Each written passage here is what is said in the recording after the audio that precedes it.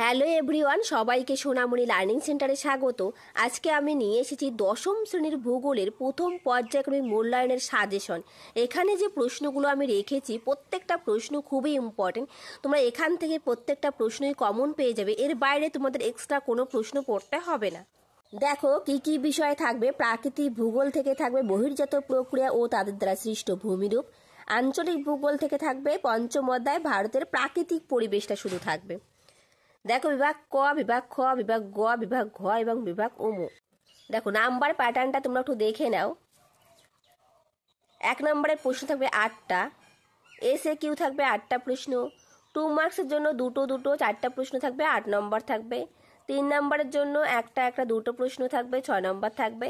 5 নম্বরের জন্য দুটো প্রশ্ন থাকবে, তোমাদের অ্যান্সার করতে হবে 10 নম্বর।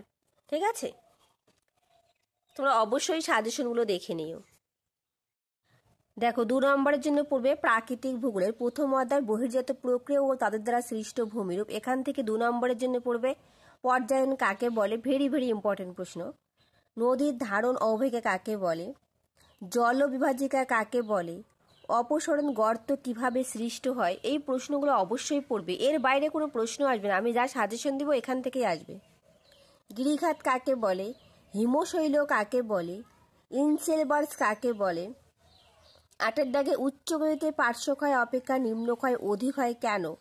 9 দাগ ক্যানিয়ন কি। 10 দাগ অবঘর্ষ ক্ষয় কাকে বলে। 11 দাগ পাখির পায়ের মতো বদ্বীপ কিভাবে গঠিত হয়। 12 দাগ বার্কস্ট্রুন কি। 13 দাগ ঝুলন্ত উপত্যকা কিভাবে সৃষ্টি হয়। 14 দাগ দক্ষিণ গোলার্ধে দুটি উষ্ণ মরুভূমির নাম, কালাহারি মরুভূমি, আটাকামা মরুভূমি, তোমরা লিখে দিবে। তারপর উত্তর গোলার্ধে দুটি উষ্ণ মরুভূমির নাম, সাহারা মরুভূমি, আরবীয় মরুভূমি। এই মরুভূমির নামগুলো আমি লিখে দিয়েছি, তোমরাও লিখে দিবে। তারপর 16 দাগ ধান্ত বা অপসরণ গর্ত কিভাবে সৃষ্টি হয়, ভেরি ভেরি ইম্পর্টেন্ট প্রশ্ন। 17 দাগ প্লায়া কি।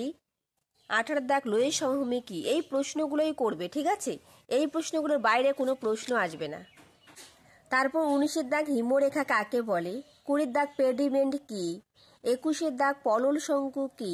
22 দাগ প্রপাতকূপ কি। 23 দাগ পাদদেশীয় হিমবাহ বলতে কি বোঝো। 24 দাগ তির্যক বালিয়াড়ির সংজ্ঞা দাও। 25 দাগ ড্রাই কান্টার কি এবং 29 দাগ ভিও আয়াকৃতির উপত্যকা।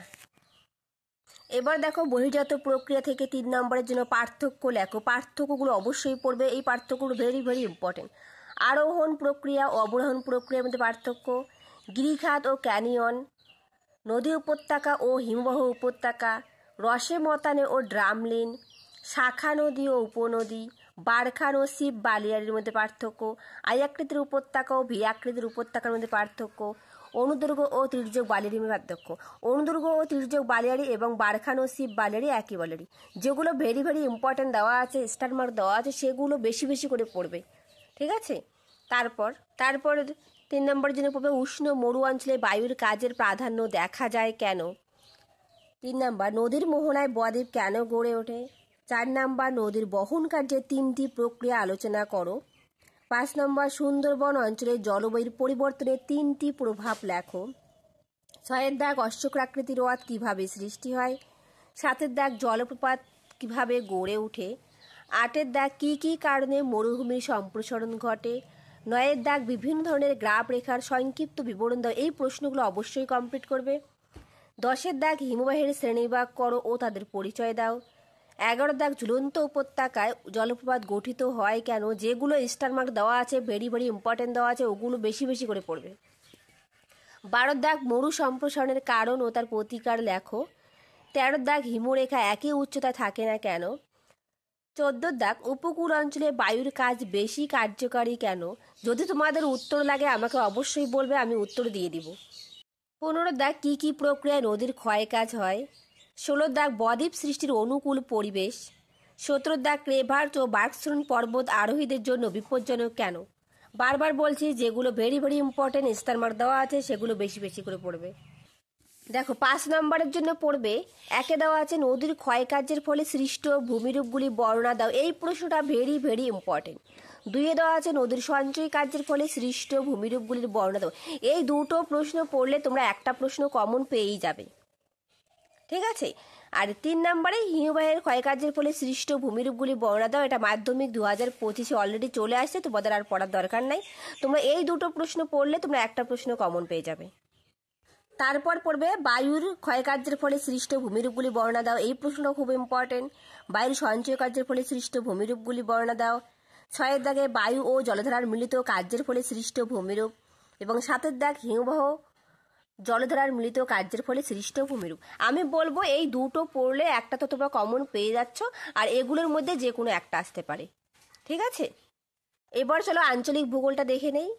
এবার দেখো আঞ্চলিক ভূগোল, ভারতের প্রাকৃতিক পরিবেশ 2 নম্বরের জন্য এই অধ্যায় থেকে কি কি পড়বে, যেগুলো স্টার মার্ক দেওয়া আছে সেগুলো অবশ্যই বেশি বেশি করে পড়বে।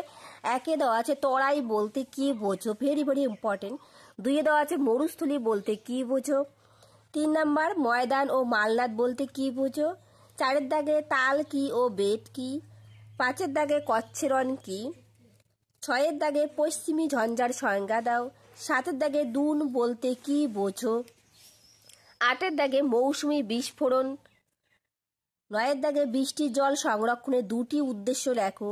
10-এর দাগে সামাজিক বনসৃজনের 2টি উদ্দেশ্য লেখো। 11-এর দাগে বহুমুখী নদী পরিকল্পনা কাকে বলে, ভেরি ভেরি ইম্পর্টেন্ট, পরীক্ষা এটা আসবেই। 12-এর দাগে সেচখাল পদ্ধতিতে জলসেচের একটি সুবিধা ও একটি অসুবিধা লেখো। 13-এর দাগে দেখো পশ্চিমঘাট পর্বতের পশ্চিম ঢালে শৈলক্ষেপ বৃষ্টিপাত হয় কেন। 14-এর দাগে মৃত্তিকা ক্ষয় প্রতিরোধের 2টি পদ্ধতি লেখো। 15-এর দাগে শুষ্ক পর্ণমোচী অরণ্যে 2টি বৈশিষ্ট্য লেখো।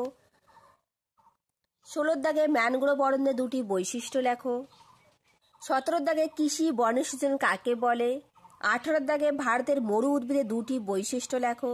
19-এর দাগে কর্ণাটক মালভূমির 2টি ভূপ্রাকৃতিক অংশের নাম লেখো। 20-এর দাগে সামাজিক বনসৃজনের 2টি সুবিধা, এবং 21-এর দাগে কয়াল কি, দোয়াব অঞ্চল কাকে বলে। 2 নম্বরের জন্য এই কয়েকটা প্রশ্নই পড়লে তোমাদের এনাফ। যেগুলো স্টার মার্ক দেওয়া আছে সেগুলো বেশি বেশি করে পড়বে, আমি বারবার বলছি। এরপর দেখো 3 নম্বরের জন্য পড়বে পার্থক্য, পূর্ব হিমালয় পশ্চিম হিমালয়ের মধ্যে পার্থক্য, ভেরি ভেরি ইম্পর্টেন্ট। মালনাদ ও ময়দান, প্লাবন খাল ও নিত্যবহ খাল, সেচ বাঁধ ও বহুমুখী বাঁধ, সামাজিক বনসৃজন ও কৃষি বনসৃজন। এই পার্থক্যগুলো অবশ্যই পড়বে। 3 নম্বরের জন্য পার্থক্যই বেশি আসবে, তাই পার্থক্যগুলোর প্রতি বেশি জোর দিবে। 2-এর দাগে ভারতের পশ্চিম বাহিনী নদীর মোহনায় বদ্বীপ গড়ে ওঠেনি কেন, ভেরি ভেরি ইম্পর্টেন্ট। 3-এর দাগ একটি আদর্শ নদীর গতিপথ বর্ণনা করো। আদর্শ নদী বলতে গঙ্গা নদীকেই বোঝানো হয়েছে, গঙ্গা নদীর গতিপথটা খুব ভালো করে পড়বে। 4-এর দাগ ভারতের অরণ্য সংরক্ষণের 3টি প্রধান উপায় সংক্ষেপে লেখো, ভেরি ভেরি ইম্পর্টেন্ট। 5-এর দাগ ক্রান্তীয় চিরহরিৎ উদ্ভিদ ও ক্রান্তীয় পর্ণমোচী উদ্ভিদের বৈশিষ্ট্যের 3টি পার্থক্য লেখো। 6-এর দাগ ভারতের অরণ্য সংরক্ষণের 3টি পদ্ধতি আলোচনা করো। 7-এর দাগ ভারতীয় জনজীবনে নদ নদীর গুরুত্ব আলোচনা করো। 8-এর দাগ দক্ষিণ ভারতে জলসেচের মাধ্যমে জলসেচ বেশি হয় কেন।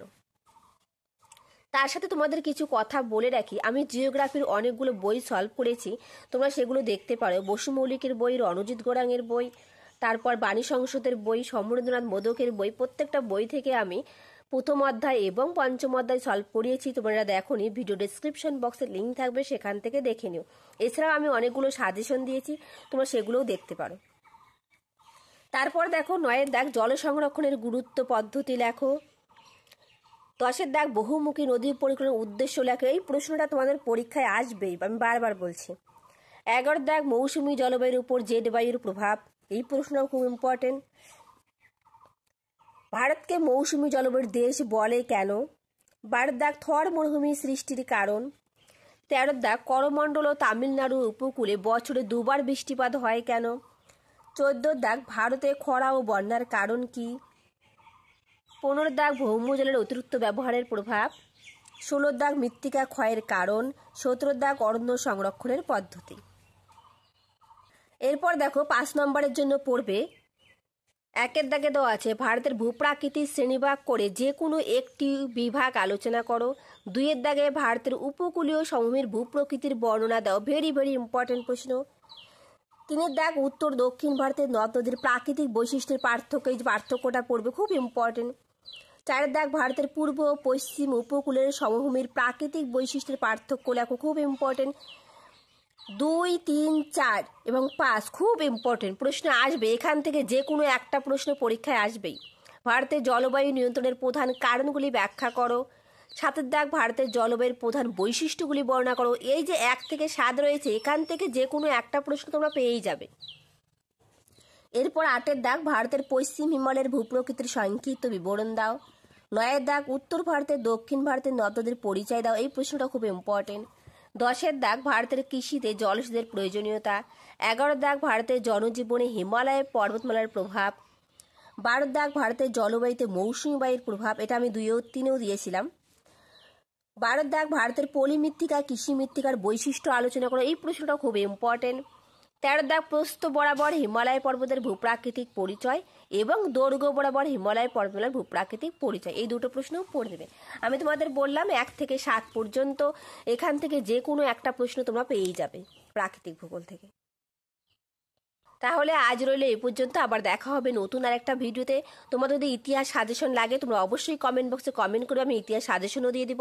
যদি তোমাদের ভিডিওটা ভালো লেগে থাকে একটা লাইক শেয়ার অ্যান্ড কমেন্ট করবে। আর যারা নতুন প্লিজ চ্যানেলটা সাবস্ক্রাইব করে পাশে থাকবে। Thank you everyone.